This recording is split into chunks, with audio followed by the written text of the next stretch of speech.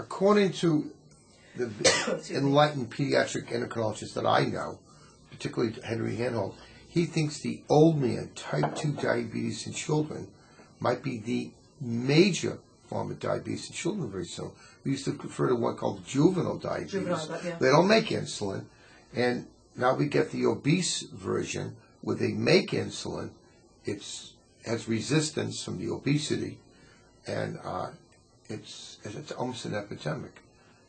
And I know you're into controlling the weight, which is truthfully controlling this new epidemic of type 2 diabetes. Well, it's not that I'm into controlling the weight. I wanna bypass the parent as best I can, and teach the child how important it is to eat right. It's not that they never can go without a piece of chocolate. I want them to understand that eating right doesn't only mean eating right means that they're going to feel good inside. They're going to be better students. They're going to have better concentration. They'll be better athletes. They'll run faster and jump higher. It's going to give them a confidence. Nothing bad happens from eating right. But the resistance to the insulin is matched by the resistance to lose weight of the fatness of the family unit. That's exactly right. So it's a formula. So the only hope in your kind of field is get the family That's exactly to right. lose weight. We have more luck with teenagers. What I mean by luck is because Success. what I mean is this. A teenager is more apt and physically able to bypass a parent. Meaning, someone who's 15 years old already can make their own salad. They can throw in a hamburger into the oven. They can do more for themselves. They're not driving to the supermarket yet, but they're able to tell their parent exactly what they would like, and if they're not going to make it, they can make it themselves. They also want to date. They want. That's exactly right. So they're more independent.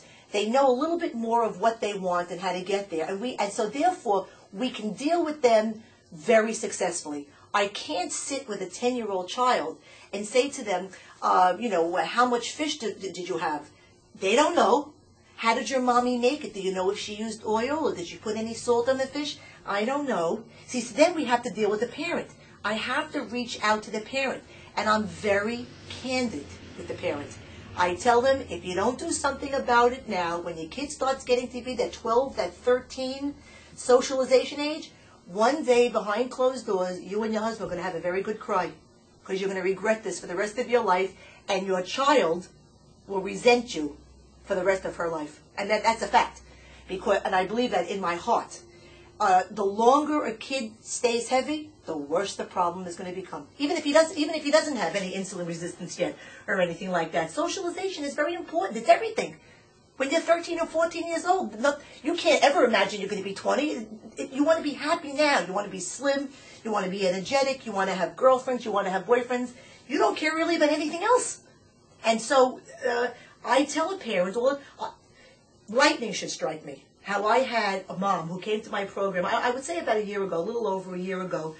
And she was very, very overweight. And she was the husband of a very well-known physician in the area, in the Ocean Township area. I said to her, what brought you here today versus last year, the year before? Her daughter said to her, innocently, she asked her mother why she was the fattest mom at the bus stop. It's her chuck. And she came, and she started to cry. And I said, listen, I'm glad you're here. Whatever it took, I'm glad you're here. Okay? It's better to be the fattest mom at the bus stop who stands a chance of getting slim than to keep going the way you are, develop a heart attack, and then your daughter doesn't have any mom at all. Can you, at that first interview, almost predict pretty accurately who's going to do it? Yes, I think so. I think I can. Yeah. Because I usually say, if a kid with a problem, I can.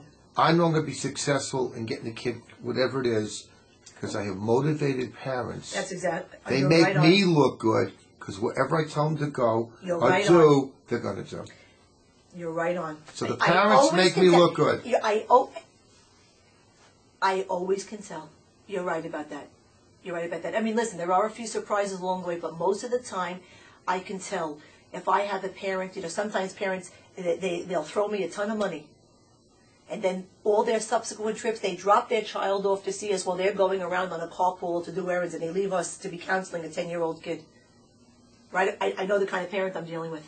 They think that just by throwing money at me, the problem is going to go away. Then you have the parents who call me religiously, who want us to help them plan their child's day. I've even written letters, because most schools today, they have a lunch, some schools have a lunch program and you can't bring your own lunch. A lot of the religious schools are like that. I will have parents who will say to me, Lori, listen, so-and-so is doing right, she's happy now.